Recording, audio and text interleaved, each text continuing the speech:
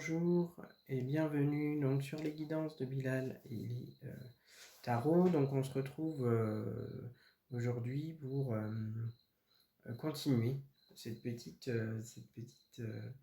discussion que j'ai commencée. C'est une petite vidéo sous forme de conférence concernant donc les blocages et la sorcellerie. Voilà, donc je vous ai expliqué un petit peu la dernière fois ce que c'était tout ça. Je vais approfondir un petit peu plus le sujet. Aujourd'hui, on va plus parler des symptômes, de vraiment ce qui vient se produire chez vous lorsque vous sentez que vous avez de la sorcellerie, d'accord? Donc, on va avoir différentes choses qui vont se produire dans notre corps, différentes sensations, différents ressentis, d'accord? Et à ce moment-là, votre corps va réagir. Votre corps va réagir, donc vous allez pouvoir ressentir des maux, des douleurs, sans explication médicale, comme je vous disais. Vous avez aussi parfois, comme si on vous appuie sur la poitrine, le fait de mal respirer, d'être un peu comme ça, serré, étranglé, voilà. Vous pouvez ressentir aussi une envie de vous isoler, d'accord? De ne pas aller vers les gens, de ne pas vous mélanger. Vous pouvez avoir des peurs inexpliquées. Des peurs, ça peut être la peur d'un chat, la peur d'un chien, la peur des gens, la peur d'une personne. Voilà, ça c'est très significatif aussi. Vous faites beaucoup de cauchemars, difficultés à dormir, des insomnies. Vraiment, vous n'arrivez pas à trouver le sommeil, ou à l'inverse, vous dormez beaucoup, vous dormez trop, mais vous avez des difficultés vraiment à vous réveiller. Du coup, vous réfléchissez beaucoup à des choses parfois qui sont futiles, d'accord?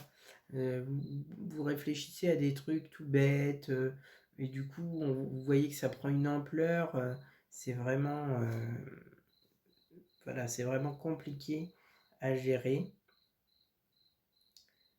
Et du coup, vous avez aussi parfois une difficulté ou un manque de concentration lorsqu'on vous parle. D'accord? C'est-à-dire que vous n'arrivez pas à fixer vos idées, à vous organiser, en tout cas à garder une attention sur ce que la personne dit. D'accord? Vous pouvez aussi avoir parfois des réactions bizarres. Des réactions bizarres dans le sens où vous allez par exemple écouter, je sais pas moi, une musique relaxante, ou vous allez écouter par exemple pour les musulmans du Coran. Du coup, vous allez ressentir des fourmillements dans votre corps. Vous allez sentir des fourmillements dans les mains, dans les pieds. Enfin, vous sentez que votre corps réagit à ce qui se passe, à ce que vous écoutez. Et bien là, ça peut être une forme de réponse de votre corps à la sorcellerie qui est présente en vous. D'accord? À la magie ou bien à la sorcellerie. Il faut aussi savoir que vous pouvez pleurer lorsque vous écoutez, bien sûr, des choses qui sont en lien avec du nettoyage, lorsqu'on vous fait le plein, lorsque vous écoutez des textes religieux, ou bien des choses qui sont faites pour enlever les blocages, votre corps va réagir, d'accord? Parce que forcément, le blocage, lui, ne veut pas partir. Donc, il va se mettre en marche.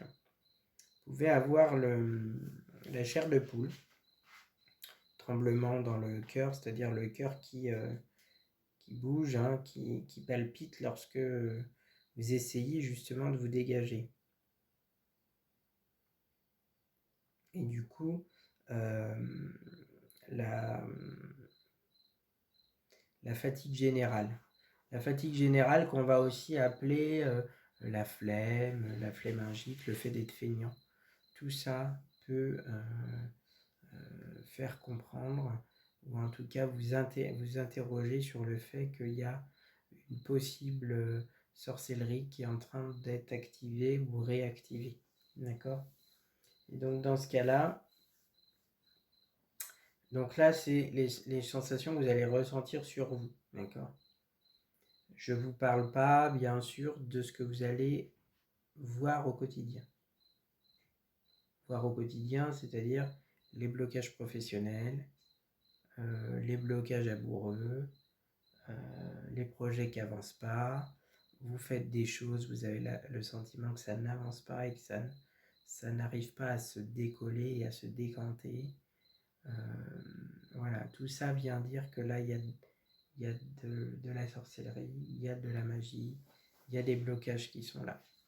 Donc ça peut être deux choses, ça peut être soit vous qui venez vous le faire, hein, qui venez vous bloquer.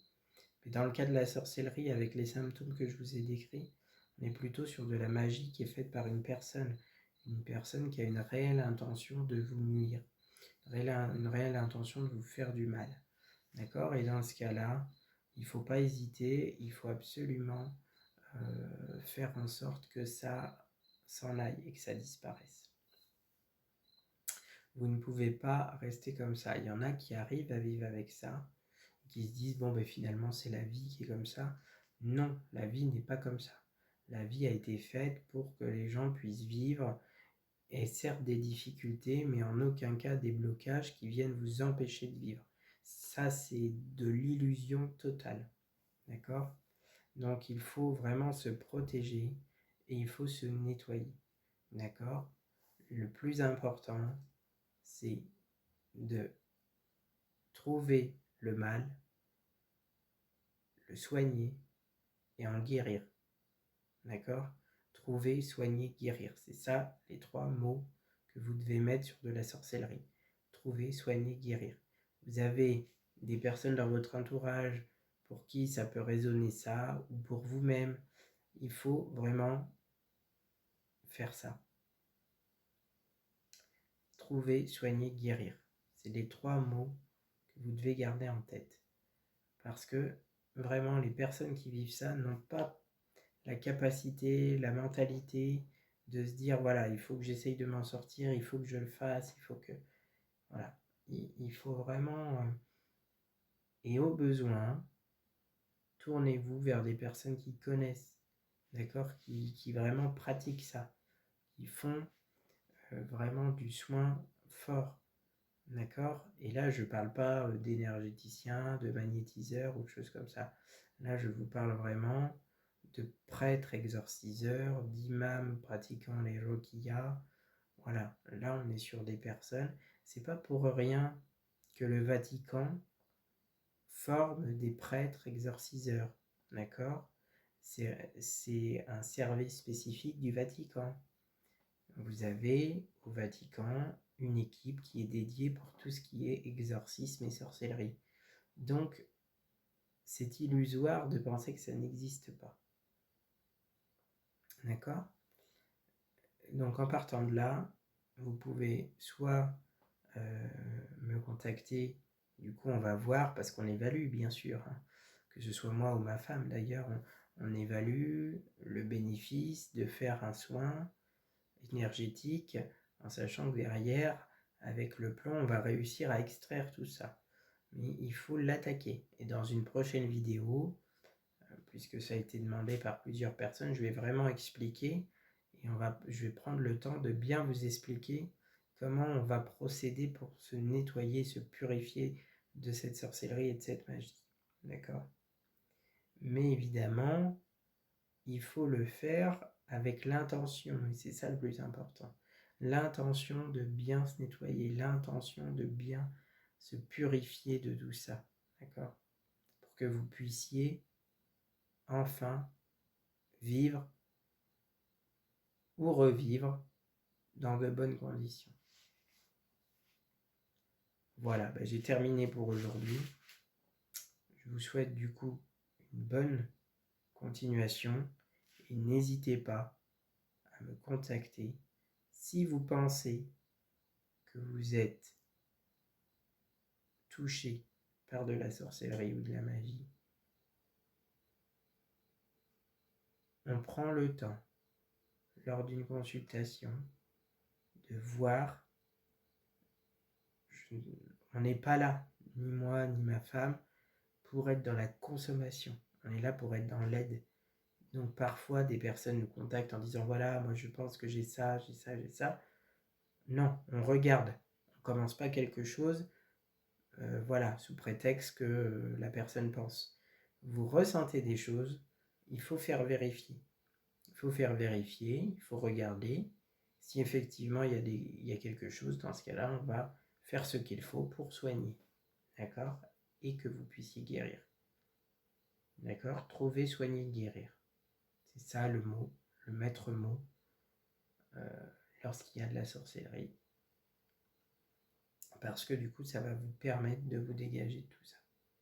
Je vous souhaite une bonne continuation à tous et je vous dis à bientôt pour une nouvelle vidéo et bientôt un nouveau tirage. N'hésitez pas à prendre rendez-vous si vous le souhaitez.